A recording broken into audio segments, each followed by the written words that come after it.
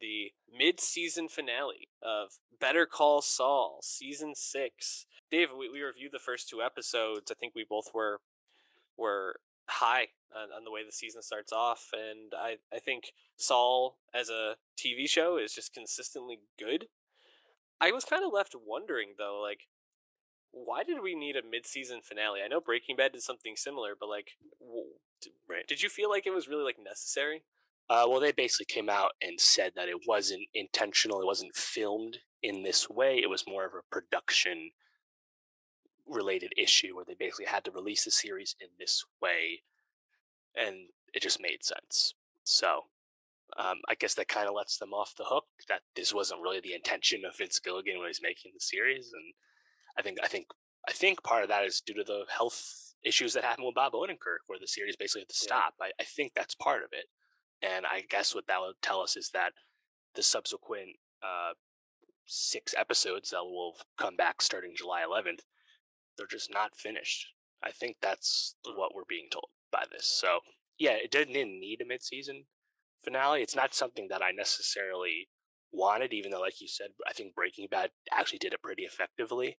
Um, I'm curious how Stranger Things it's going to feel with Stranger Things at the end of this week when we get most, but not all, of the season at once. So, yeah, it's not necessary, but in the case of Saul, keeping the Saul train going just a little bit longer because you love it so much, uh, I'll take a 6 week break to stew over it. Yeah, Sure. Yeah, and I think that's the right take is that if we get more Saul, like just take it at this point because this show is operating at such a high level. Even though I think that there's a couple episodes in this first part of the last season that felt like filler or almost just trying to like slow it down a little bit to stretch it a little bit more, stretch the story out a bit. I definitely always found myself enjoying the time with these characters, and I just was like remarking last night as we're going to talk about the shocking mid season finale ending.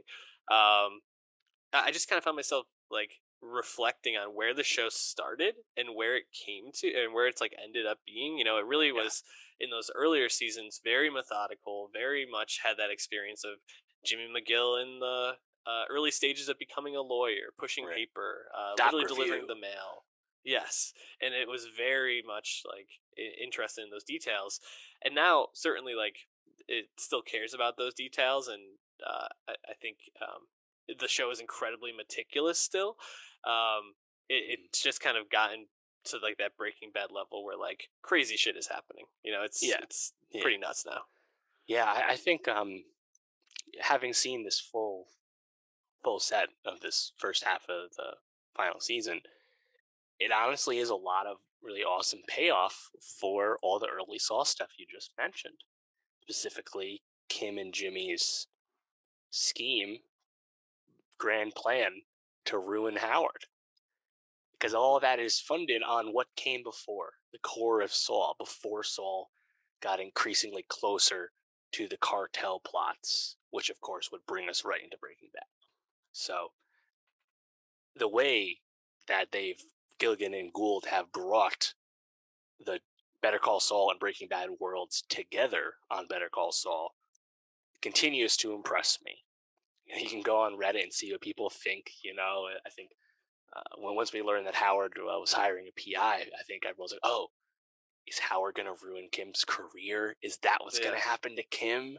You know, I don't think anyone saw what we got coming, of course, but I really enjoyed like seeing Sandpiper and Schweikert and HHM come back into the fold Hmm. again. Is like it felt like a great, tying of the knot for everything that came before, but also still makes a lot of sense for what we're seeing with the cartel plots. And I mean, the fact that it's so compelling, so tension filled, when in reality there's now only two characters left that we don't directly know their fates, which would be Mm.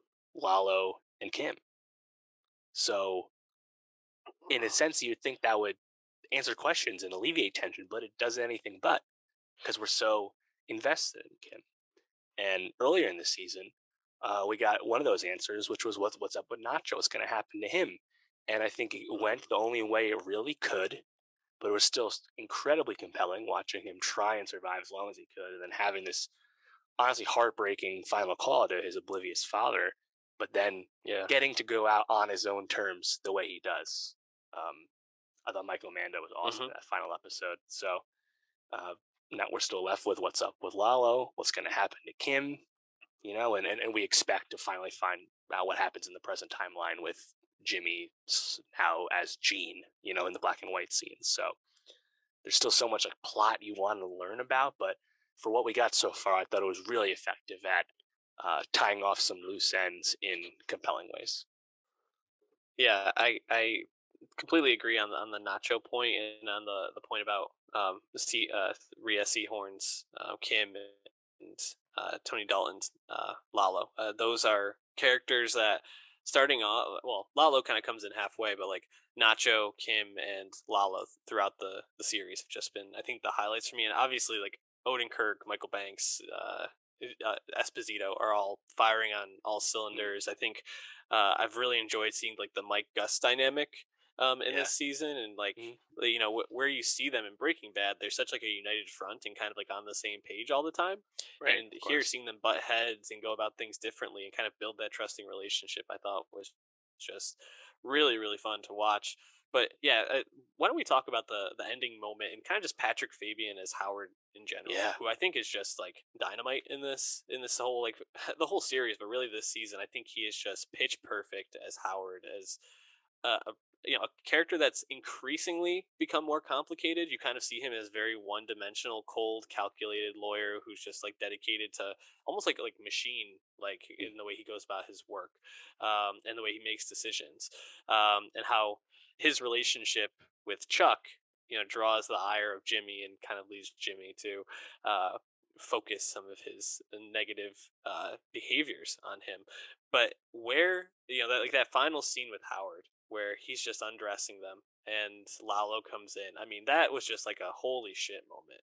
Like the candle kind of Oh flicking, God. as Howard entered, and then you see it again, and then you just see Lalo like fucking Jaws behind him. Like it was Hmm. just like incredible. I I just know. was like so struck by that, and I was like, yeah, Gilligan still got it. Now I think I've seen a lot of people really loving it, and I think there were parts of it where I was like, "Oh man, like that wasn't how I wanted Howard to go out," and I also didn't know if that's necessarily like how I was hoping like the season would turn. But as I've sat with it more today, I'm just like, yeah, there was a great TV moment. I literally was like, "What the fuck?" Like after it ended, and Mhm. uh, Dalton's just so great too. So yeah, talk a little bit about your thoughts on Fabian in this season. Right. I think it's really brilliant because they do such a good job of paying off this scheme from Jimmy and Kim in this episode where they embarrass Howard and ruin HHM's chance at getting a bigger settlement from Schweigart for the Sandpiper, uh, you know, elderly people, a plot point that's Mhm. been ongoing since early part of the show. But when you watch Howard get ruined, uh, professionally in that manner by Jimmy and Kim, and you see it in unfolding. You're always rooting for Jimmy and Kim, but like it's really the first time that you really feel for Howard in such a genuine way because he's always been just kind of a tertiary antagonist, like as you said, his relationship with Chuck and whatnot, and to see that go down, but also see that uh, he's still very capable. Howard's still really capable, and he Mhm. immediately sees what's happened to him, but Yeah, he can't convince anyone else that that's actually true. And it's so ridiculous. yeah, of course. And then when he goes to the house and he's like, you just get off on this. You guys just think this is fun. You guys are fucked up people, aren't you? And Mhm. it's like, you know what? They are. And the Yeah. fact that we just see them, like, it's kind of like a swan song for Howard's character, which I think the post Chuck's death was a character that didn't serve as much of a narrative purpose, moment to moment in those the past like 2 seasons or so, right? But it's such a great swan song for the character because not only does it bring Jimmy and Kim fully back into the cartel the way it does, obviously because of Lalo here, but it was I didn't see the Howard character having a grace note like this. I didn't think it would be nearly this interesting. But it set up for half a season's arc to get us to this point, and they just executed flawlessly in this episode. Yeah, and they really do a good job, I think, of building out Howard as a character this season. You see him like go to therapy. You see the relationship with his wife at home and what that's like, and just kind of how he has like these two sides to him that really um conflict. This one very emotional side and this one very like cold, calculated lawyer side. And I think building that out not only helps you to really like Howard more, because I mean, for a lot of the series, while I think you understand Jimmy's being a huge asshole to Howard throughout all this and undeservingly targeting him for his feelings towards his brother and their relationship, um, it, Howard doesn't necessarily come across as sympathetic a lot of the time. He's pretty cut and dry as like the head of this company, and like I've said a dozen times now, very much like calculated and just focused on the mission of how do I win this case or how do I manage this. And so building him as a character this season, I thought they did a wonderful job of that. Really makes that final moment for him even more effective. And yeah, I mean, it just that moment also you can literally feel the terror in the room. Very similar to the moment. I can't remember if it was season 5 or season 4 when Lalo confronts Kim and I think it was last season, season 5, when he confronts Kim and Jimmy the in their home before, and Mike has the sniper rifle on him, and it's just that tension, that air Right. gets sucked right out of the room, and you're just Same director. terrified. And yeah, and Tony Dalton, man, I mean, his performance of Lalo, just like I mentioned, kind of is like that Jaws character, just Yeah. lurking through a lot of this season, kind of piecing together what is Gus doing. Going to what he went to Denmark, right? Like it was, Yeah. I mean, bringing back Varner's yeah, widow into it, I was like, holy shit! Did not expect yeah, to see this. This is crazy. And then we see Lalo in his psychopathic glory sitting in the fucking sewer spying on the lab. It's like, oh my god, this is amazing. hilarious moment when you just see his head pop up. Like I was Yeah. just like, this Oh, is this fucking incredible. Like who thinks of Pennywise. this? Yeah, for real. Yeah, amazing moment. And he's so his ability to like go from being so charming to so psychopathic like so quickly is just like, Yeah. man, he's operating at such a high level on this. And that call between him and Hector, when Hector's like pressing the button because he knows that the phone is wiretapped and he notices afterwards, like that's the type of shit that only Saul does this well. I guess like Saul and like David Simon like does this sort Yeah, of stuff like totally. this well. So Right. really like a pleasure to watch. Right, and like I didn't see the very ending that we got because like I was like, oh, Lalo sees through the fact that they're tapping him. They set up that Mike and Gus are gonna go all hands on deck, protect Gus at the secret safe house, and then Lalo's just gonna waltz into the lab that's lightly guarded and fuck shit up. I was like, okay, cool. Wow, that's gonna be awesome. I didn't expect to see Lalo go directly back to Jimmy and Kim and then off Howard, obviously. So I'm curious to see where the cartel stuff picks back up because you know that Lala's going to the lab soon. But what does he need to know from Jimmy and Kim? What does he need them to do for him? I have no idea. Yeah, definitely interested. I can't wait to see what the last half of this has. I mean, any predictions for the part 2? I mean, we know we're going to see Cranston and I Aaron Paul. Clemens, yeah, at some point. But Not Plemons, Aaron Paul. oh, Aaron Paul. Sorry. Wow. Yeah, I you're mean, right. I guess we could Um, see Plemons. He's alive in this timeline. yeah, Probably not. He wasn't he in El Camino a little bit in flashbacks. So yeah, I think so. yeah, yeah. I have really no idea how we're gonna see Walt and Jesse. I'm really curious what that is. Um, I can't imagine present day Gene is gonna go find Jesse in the middle of fucking nowhere. That doesn't make any sense, right? It's gonna be a flashback of some kind. I just don't know how it connects to the plot. Is because like I really have no I really don't know. Um, Yeah, and me neither. I don't really have predictions for anything else either. I'm just really curious to see what the fuck happens with Kim.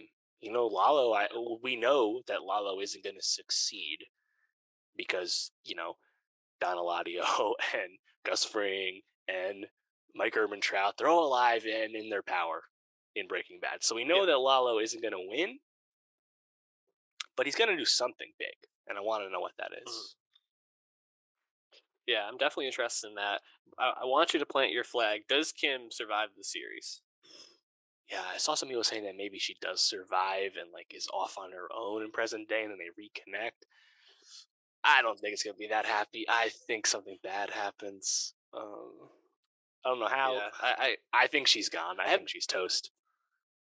I have the same feeling that she's probably not gonna make it. But last night's episode made me think, hmm, maybe she is. I think having so many characters off at this point, and also like thinking about how we haven't gotten any of the flash forwards this season. Right. I mean, is Jean?